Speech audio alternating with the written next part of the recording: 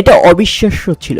ম্যাচের 21তম মিনিটে মাঝমাঠ থেকে বল পাসটি দিয়েছিলেন মরক্কোর তারকা ব্রাহিম দিয়াজ, আর সেখান থেকে মরক্কোর ফরওয়ার্ড ইসমাইল সাইবারি দারুণভাবে ফিনিশ করলেন একেবারে ব্রাজিলের গোলরক্ষকের মাথার উপর দিয়ে। হ্যাঁ, আলিসন বেকারের মাথার উপর দিয়ে একেবারে গোল পোস্টে পাঠিয়ে দিলেন বল। ম্যাচের শুরুতেই মরক্কোর কাছে এভাবে 1-0 গোলে পিছিয়ে যাবে ব্রাজিল বা গোল হজম করবে ব্রাজিল, সেটা কেউ কল্পনাও করতে পারেনি। তবে মরক্কো যেভাবে শুরুটা করেছিল আক্রমণাত্মক, তাতে বোঝাই যাচ্ছিল ব্রাজিল গোল খাবে এবং খেয়েছেও তাই। তো এটা পুরো ফুটবল বিশ্বের জন্য অবিশ্বাস্য এক মুহূর্ত ছিল।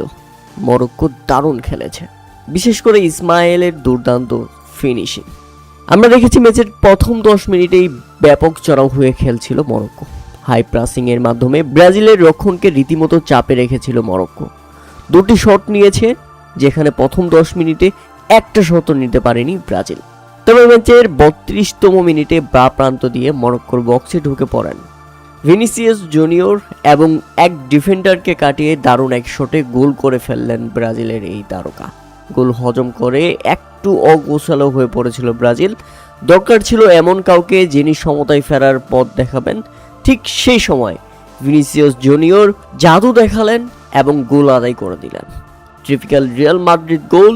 স্প্যানিশ ক্লাবটিতে ঠিক এভাবেই বা প্রান্ত দিয়ে বক্সে ঢুকে গোল করতে অভ্যস্ত ভিনিসিয়াস।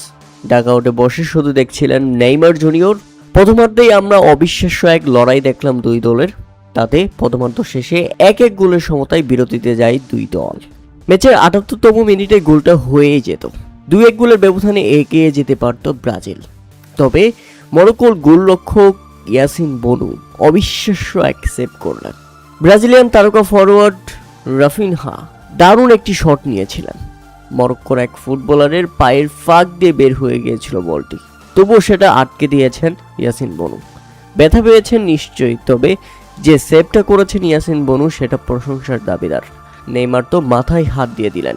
এটাও গোল হলো না। এই গোলটা প্রত্যাশিত ছিল ব্রাজিলের জন্য, কিন্তু সেটা আটকে দিয়েছেন ইয়াসিন বনু। তাই তো হতাশ হয়ে তাকিয়েছিলেন রাফিনহা। ঠিক একইভাবে ব্রাজিলকে এবার বাঁচিয়ে দিলেন তাদের গোলরক্ষক অ্যালিসন। হ্যাঁ দর্শক, দুইবার অ্যাটেম্প হয়েছিল, কিন্তু অ্যালিসন ব্রেকার যেন দেয়াল হয়ে দাঁড়িয়েছেন। গোলটা হয়েই যাচ্ছিল। দুর্দান্ত শট ছিল মরক্কোর পক্ষ থেকে, কিন্তু শেষ পর্যন্ত সেটাকে রক্ষা করে দিয়েছে অ্যালিসন ব্রেকার। এটা ছিল একেবারে দুর্দর্শ শেষ মিনিটের ঘটনা। তাদের সমতায় শেষ হলো ব্রাজিল মরক্কোর লড়াই। ভিনিসিয়াসের দুর্দান্ত গোলের পরেও মরক্কোর বিপক্ষে ব্রাজিল ড্র করেছে। তবে মরক্কোর পারফরমেন্স মনে রাখতে হবে ব্রাজিলকে। প্রথমার্ধ থেকে দ্বিতীয়ার্ধ দারুণ খেলেছে মরক্কো, তবে প্রথমার্ধে হতাশাজনক পারফরমেন্স ছিল ব্রাজিলের। দ্বিতীয়ার্ধে মোটামুটি সবকিছু ঠিকই ছিল।